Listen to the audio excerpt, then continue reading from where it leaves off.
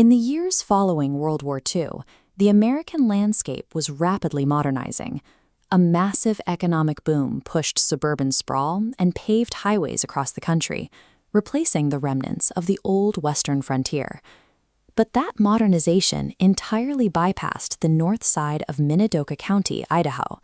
This was a stretch of 77,000 acres of arid, high-desert sagebrush that looked exactly as it had a century prior. For 50 years, developers and local boosters had tried to make this land viable. The soil had potential, but the area lacked a single drop of surface water. Half a century of lobbying politicians in Washington, D.C. for expensive river diversions yielded zero results.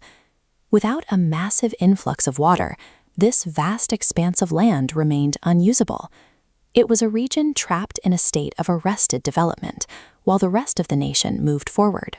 The solution to a half-century of political gridlock came from a Salt Lake City businessman named Julian Clausen.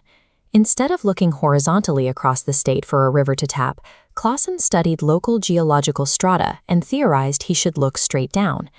Despite widespread skepticism from locals who assumed he was hunting for oil, Clausen subjected his theory to a direct test. He purchased thousands of acres, imported an oil drilling rig from Oklahoma, and started boring directly into the dry desert floor. This diagram illustrates what his drill bit found. Far beneath the arid topsoil, the rig tapped into a fabulous, seemingly limitless deep-water aquifer. By proving the water existed, Clausen provided the definitive geological evidence needed to justify a federal project, finally ending 50 years of empty petitions and setting the stage for a new land rush. Armed with a confirmed water source, the Bureau of Reclamation stepped in to organize the North Side Pumping Division. They structured a massive public land lottery specifically designed for returning World War II veterans. Applications poured in from all over the country. The men entering the drawing were a true cross-section of post-war America. Former soldiers, sailors, and Marines, from tenant farmers in Kansas to mechanics in Texas, all looking for a fresh start. Drawing a winning number offered an incredible prize, an instant claim to a farm unit of over 100 acres. But the title was provisional. To keep the land, veterans had to sign a strict contract, requiring them to live on the property, build a habitable house, and successfully cultivate crops matching the area's average yield within a few years. The lottery presented a specific mid-century opportunity, a farm of one's own, provided the homesteader had the grit to tame it. The romantic idea of homesteading collided violently with the physical reality of the site. Winners drove out in modern cars and pickup trucks, only to arrive in a landscape completely devoid of infrastructure. Before a single seed could be planted, the homesteaders had to physically remove an ocean of sagebrush that frequently grew taller than a man.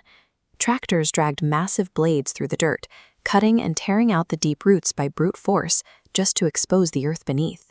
With capital tied up in clearing land, housing was an afterthought. Families lived in repurposed chicken coops, unheated barns, and open basements with makeshift roofs. The environment itself was openly hostile. The newly exposed soil was incredibly fine. It behaved less like dirt and more like liquid talcum powder. Vehicles regularly sank to their hubcaps in dry dust puddles, and simple windstorms could bury a week of labor in an hour. The 1953 lottery had essentially drafted these veterans into a daily, exhausting war against the elements. The most critical battle of that war centered on water. Knowing a massive aquifer sat beneath their feet meant nothing if they couldn't control the flow of water on the surface. When the government pumps finally turned on for the first delivery, it sparked chaos. Many of the new arrivals came from dry farming regions and had zero experience managing an active irrigation network. This diagram shows the core mechanical problem. When moving water hit that fine, powdery dirt, the hand-dug ditches simply dissolved. A bank would wash out instantly, spilling precious water onto dirt roads instead of crops, destroying days of careful trenching in seconds. Mastering the physics of soil and siphon tubes became the ultimate pass-or-fail test. If they couldn't learn to tame the water, their farm would collapse. The popular myth of Western settlement relies on the image of the rugged, isolated pioneer conquering nature alone. On the North Side project, attempting to survive in isolation guaranteed financial ruin. The homesteaders quickly developed an informal system of mutual reliance. They shared limited resources. A farmer with a land plane would trade access for a neighbor's mechanical planter.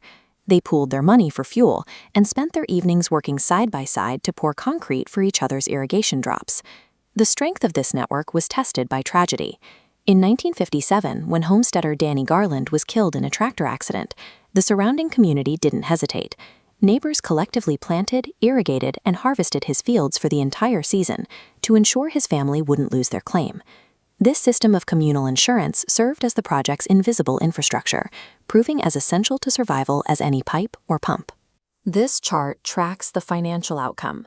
To build the North Side Pumping Division, the government spent $12.5 million. By 1970, the fully operational farms generated over $12.6 million in a single year, out-earning the entire accumulated infrastructure cost. The sagebrush and dust puddles were completely erased, replaced by a permanent, highly productive agricultural grid that continues to feed the region today. A private businessman proved the water was there. The government provided the bureaucratic framework, but it was the exhausting physical labor and cooperative spirit of the homesteaders that successfully engineered America's last frontier.